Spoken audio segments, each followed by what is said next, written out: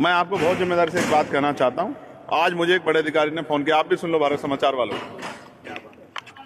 मुझसे कहा कि अगर आप ज्यादा गुर्जर समाज की लड़ाई लड़ोगे और सलावा के मुस्लिम लोग समाज की लड़ाई लड़ोगे तो आपके जो एमपी एमएलए कोर्ट में मुकदमे चल रहे हैं ना, उनमें आपको सजा करा देंगे। वैसे तो महापुरुष सबके होते हैं, लेकिन अगर इस पे जो कोई विवाद हो रहा है तो उसकी गंभीरता, आज क्यों आपको ये जाति वाला बोर्ड हटाओ, ये सब क्यों करना पड़ा?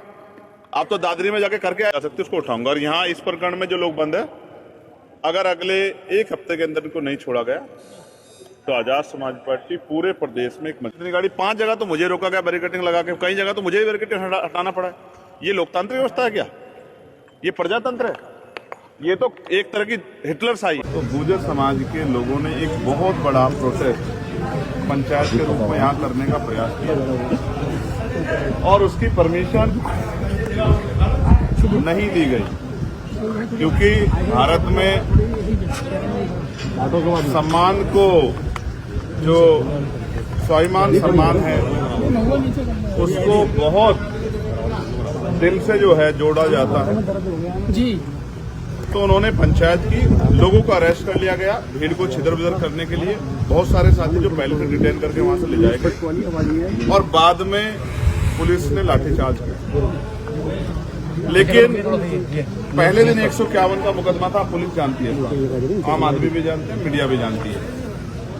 उसमें 26-27 लोगों को जेल भेजा गया, जिनमें प्रमुख रूप से हमारी पार्टी के राष्ट्रीय महासचिव, मेरे भाई, मेरी बाजू, गुर्जर समाज के स्वाभिमान सम्मान भाई रविंद्र कुमार भाटी जी, भाई प्रवेश गुर्जर जी, विशाल ढाईकी जी, भाई सोनू गुर्जर जी, अनिल कसाना जी, अमित कसाना जी, दीपक बिजोपुरा जी, रविंद्र गुर्जर जी, अभिनव मोतला जी, इन तमाम साथियों को और इनके साथ और बहुत सारे साथियों को जेल में भेज दिया गया। 2 दिन बाद इनके खिलाफ एक मुकदमा पंजीकृत किया गया जिसमें BC इंटीकल। ये जो सारे लोग हैं ये अपने स्वाभिमान सम्मान के, अपने महापुरुषों के स्वाभिमान सम्मान की लड़ाई लड़ने आए और इनको मिला क्या? सरकार की तरफ से निर्दोष होते हुए जेल, अपमान, जातिगत गालियां। मैंने कहा था कि मैं वहां उनसे मिलने जरूर जाऊंगा। दूसरा प्रकरण है सलावा जी। अरे भैया कौन लग रहा था? तो मैं गुर्जर समाज के अपने भाइयों से मिला और मैं जिस तरह मैंने उनको सुना, मैं बहुत गारंटी से कहता हूँ ये राजनीतिक लड़ाई नहीं, ये सामाजिक लड़ाई। गुर्जर समाज के स्वाभिमान सम्मान पर हमला हुआ है और गुर्जर समाज के नौजवान इसको बर्दाश्त नहीं करते।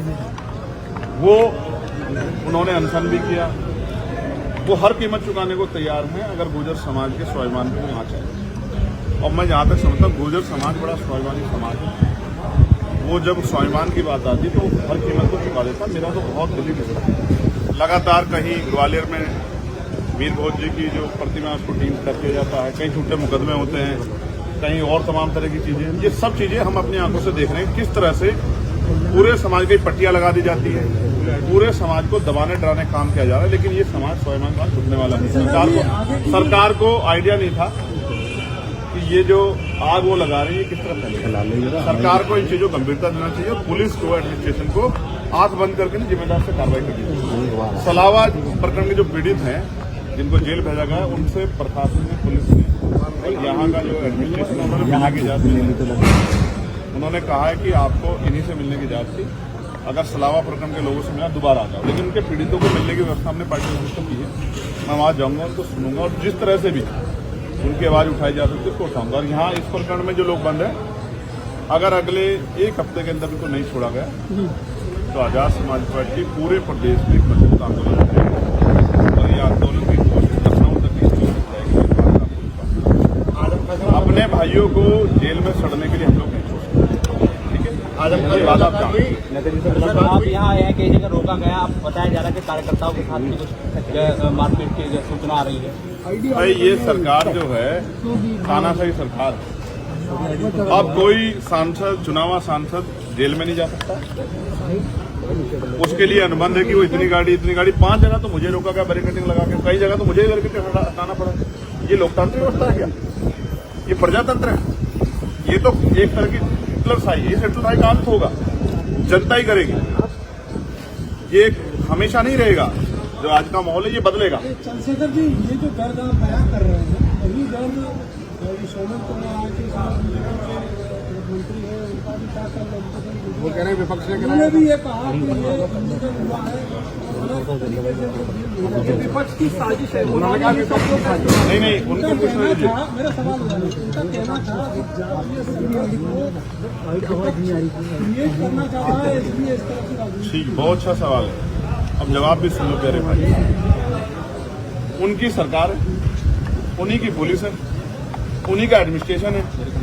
टोल पे घटना हुई थी, मुकदमा भी लिखा गया था, कितने लोग जेल गए?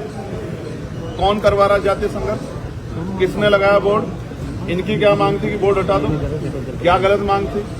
मैं तो आज ही कह रहा हूं, हालांकि मैं किसी जातियों का समूह है, मैं बोलता नहीं हूं, लेकिन सम्राट मीर भोज जी को लेकर जो प्रकरण चल रहा है, मैं इस राज्य सरकार से मांग करता हूं कि वो उसको कोर्ट में ले जाए और सुप्रीम कोर्ट उस पर डिसीजन दे कि ये जातियों में जो है बांट कर और जिस तरह का विवाद कराने की कोशिश की जा रही है सरकार द्वारा, कोई भी विवाद सरकार के बगैर नहीं होता है, तो ये खत्म हो जाए, इसमें स्पष्ट हो जाए।